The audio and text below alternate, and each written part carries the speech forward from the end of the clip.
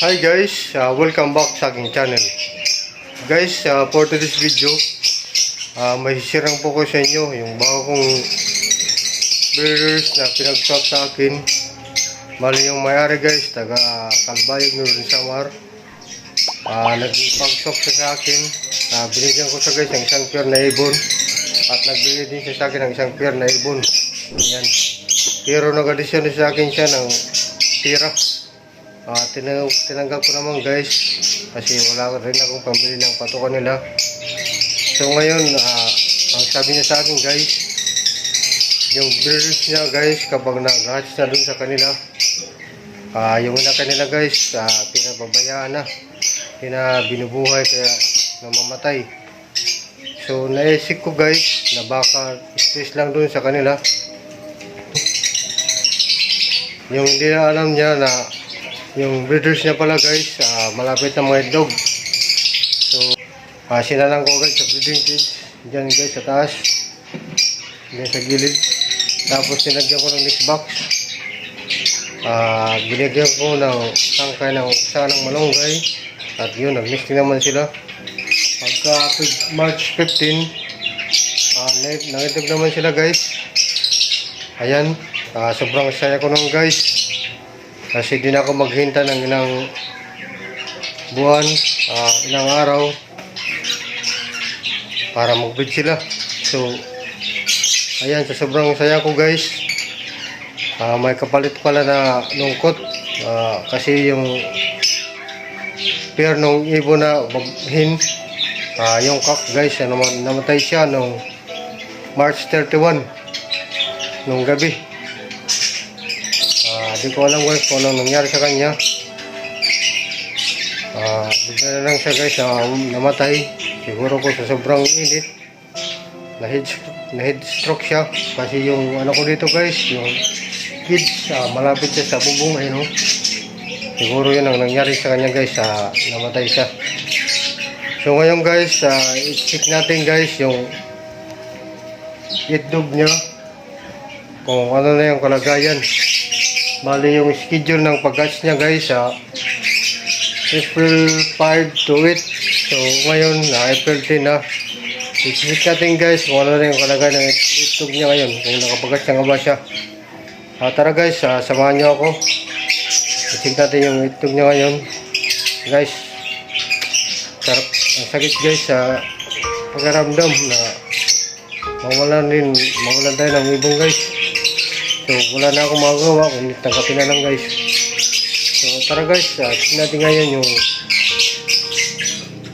nest box niya, kung nakabagas na ba siya. Tara guys, samahan niya ako.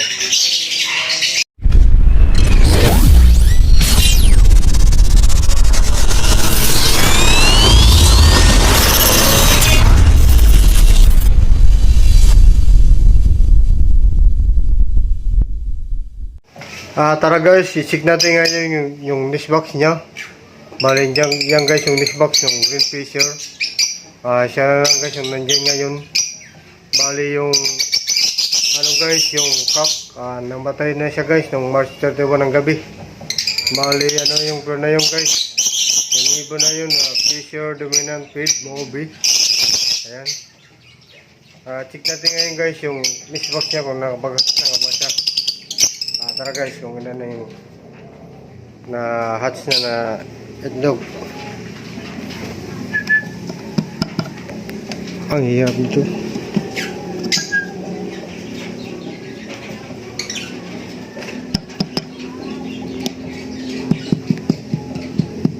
Maling schedule nito na pag-hatch niya, April 5 to 8. Siguro kung may pisa na ito guys ngayon. Ayan na guys, yung hin, lumabas siya yung green fisher.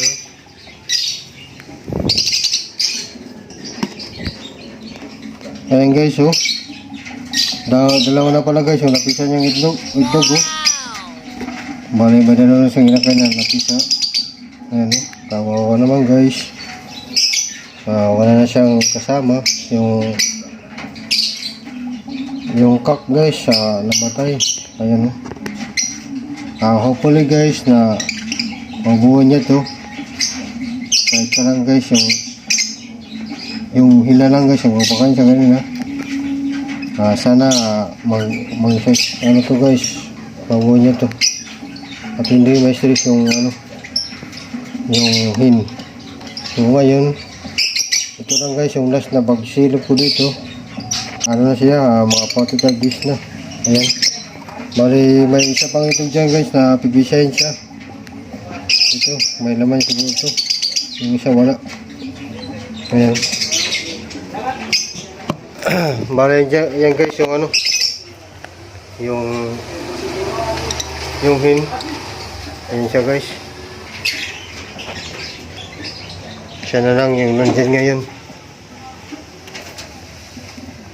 Pagkatapos nito guys, pag na-harvest ko na yung pinakain niya, hanapan ko na lang siya guys ng Paris para continue na guys yung pangit niya, yung pagbibig niya guys. Kawawa naman.